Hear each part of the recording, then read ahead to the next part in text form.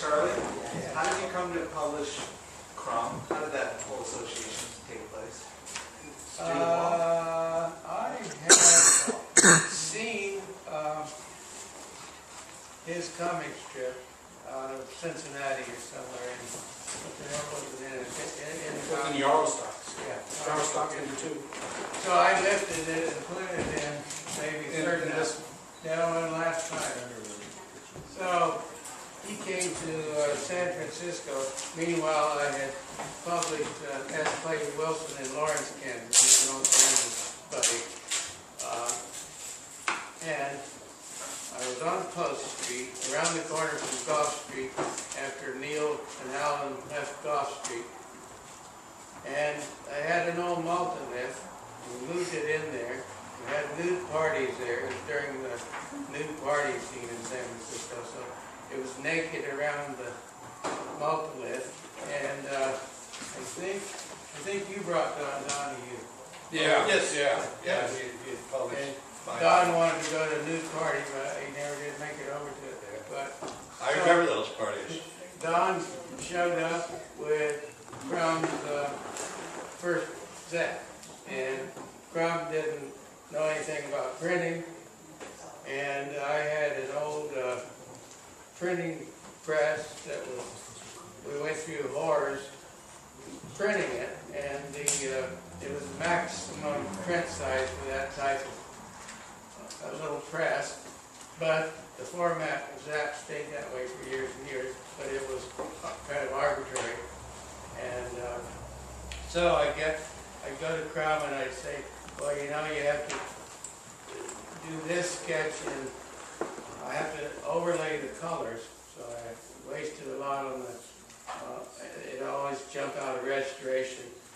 And I printed the cover in color, and then I printed the inside in black on newsprint, because I had two old comic books no one ever mentioned. So I saw on TV the movie star guy sold his first Avenger comic for a couple million, but I had two comics that predated those.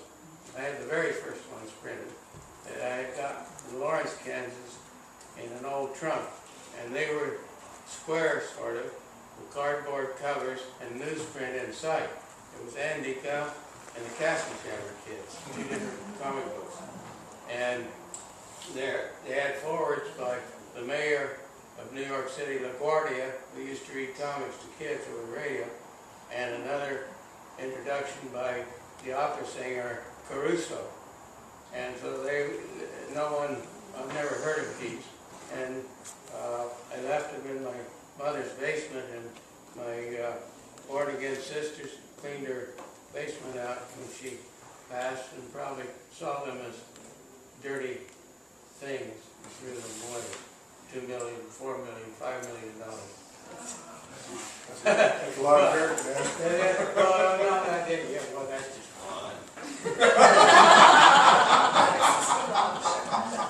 Now, Roxy, how did Dreams of Straw get published? Did you do that with Charlie or Dave, or how did that go down? Because that's the greatest, craziest book of poems I think I've ever read, and it's hard to find, and it's never been republished really. And how did that get published? Do you remember? You mean the Dreams of Straw? Yeah, your first book, I 1963. went to Europe, and I left a whole huge pile of writing stuff. You know, I don't know how many thousands. And at some point, Charlie pulled some bats together, and took them to Dave Hazelwood and that other guy that was involved with the press. That's not how it happened at all. It's not how it happened? Andy's all. Well, at least part of that is definitely correct. I left the country, and I didn't leave him with any manuscript. I just left all the manuscript in a very big pile. So that's all I know. How did you get it? I don't know. I think he sent it to me from Germany. Oh, no. Okay, No, you no. left him there. I'm Dave sorry. Hazelwood of Our Hon Press, and I dropped Sandoz LSD in the little files go off the top. And go in Golden Gate Park and read the manuscript, and they flipped out and said, "Oh, let's go print these." And so we went over to Armand Press and printed. That's not, yeah, okay, that sounds more like it. That was done? No, I don't think, no. I think I moved to Big Sur. Well, how did you get the manuscript? I mean, the little poems, Sure, Charles. 63. Well, I was around, yeah, I was still there. I don't know how to sign the cover, on the inside or outside. How did you get those poems? Right there in That the you took the LSD for? I don't know. I guess you know. I don't know that. Can't remember that much. Well, That's asking a lot. I will stick to my original description. This is one that guy so generously donated to me to sell. Yeah. Oh, wow, that's nice. I did the collage cover. Yeah. And it has head comics, the very first Crom I printed. In comic book history, it usually says Zap, printed by Plymell on the back. Is the very first one, but this is actually the first one I printed, head comics right there. And it has a first Bukowski in here, I printed, something by Ginsberg, the first notes of a dirty old man, and some, oh yeah, Herbert Huncke, the grandfather of the beat, so he didn't, he named the beats. He came in and said, "Oh, I'm beat," and they took it and ran with it.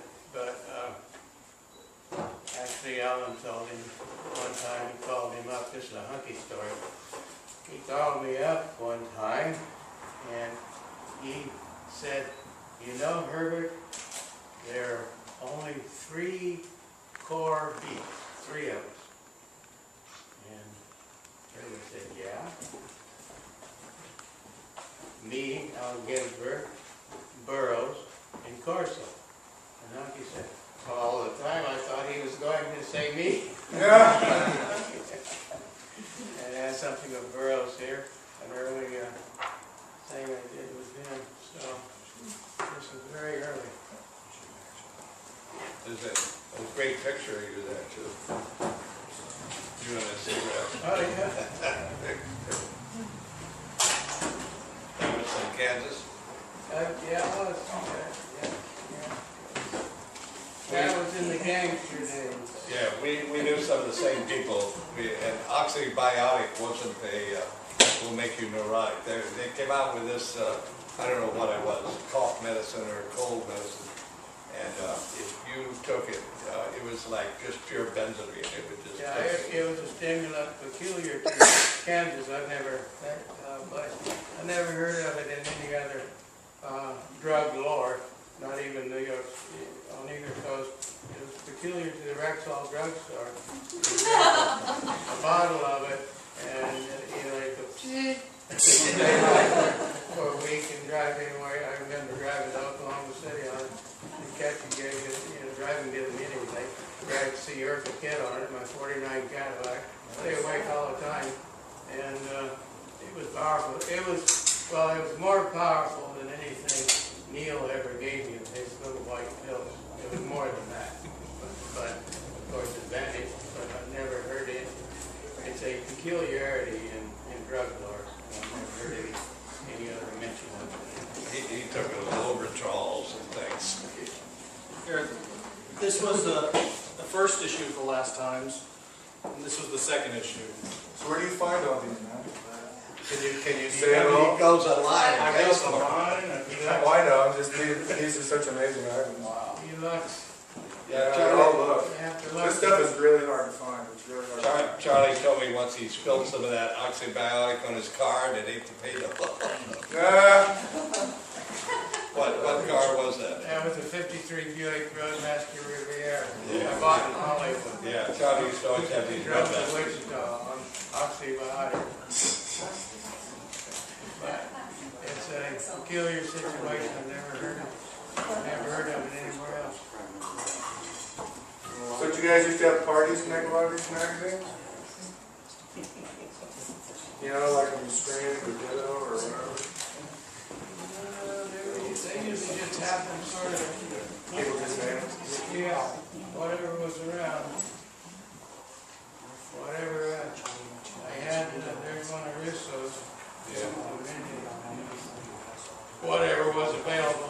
There's, whatever. Do you remember the light shows? We were told you the light shows that were happening? Yeah, that was a little later. Or 65. Yeah, they came in about 65. No, they got 65 before it. This is the That's drawing. Bob Brandon. Hey, okay, speaking of which, our old friend is just leaving, and thank you for coming, and I know she has to get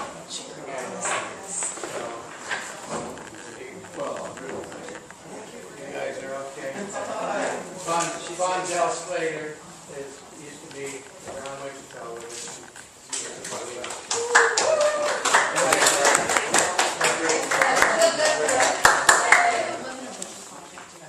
Yeah, I got good. Say if you were sick. Thanks for coming again.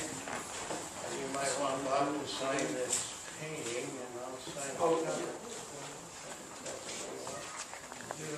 The final Star edition, well, not quite, but Yeah, those are drawings of mine. I've looked at those grifts 100 times. They're very hard to find. I mean, really hard. Is it just because there aren't very many of them, or is That's the Playboy. it because there aren't very many of them? Well, yeah, that's. I don't know all the reasons. No, there aren't Esplay many of them. came and joined And that they were later with Lawrence. distributed there in a very small way, and basically, like all kinds of publications like that, they disappeared.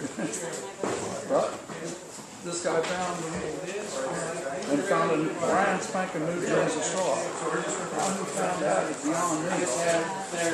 Cool. Yeah. No, do you have one? Do you have one? My wife has one. She won't let me see because I'm afraid